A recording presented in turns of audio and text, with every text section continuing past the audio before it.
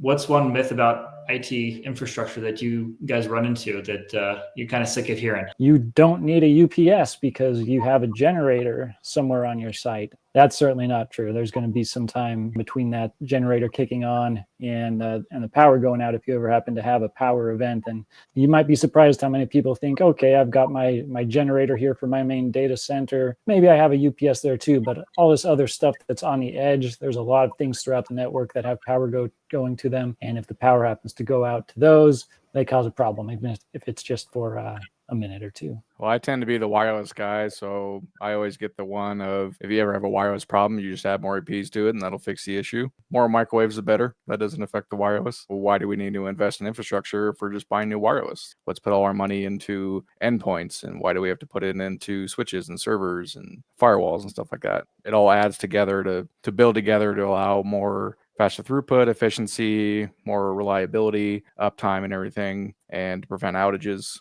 When you only upgrade one component of it, the rest will fail. And so a lot of times we've been working with customers and they forget the UPSs and, we don't need that. We don't have any power outages. And then, down the road, they lose a whole couple closets, and that's a lot of equipment they have to replace now. I think it's most interesting with customers that, we run into where they say, hey, I don't want to update my UPS. I just run it till it dies. And then when it dies and everything goes down, it's like, well, why is this not working? Can I get batteries quick? Can I get stuff overnighted? Can I pull stuff off Amazon or whatever they need to get going? And I think that's why we talk a lot about replacement cycles and why it's important to keep track of when you've bought something and when is a good time to replace it. I know with our UPSs, we kind of have a standard policy of we try not to run them more than 5 years. And with Eaton, we have great opportunities to add warranty that lasts that long if somebody wants to. The 3-year warranty out of the box is great, but if they want to go 5, that's phenomenal as well. But I think typically don't let people run more than 5 because you start getting those really annoying beeping noises that your batteries are dying or things aren't working, or heaven forbid it just all goes down, and then it's a mad rush to try and replace it. Asset management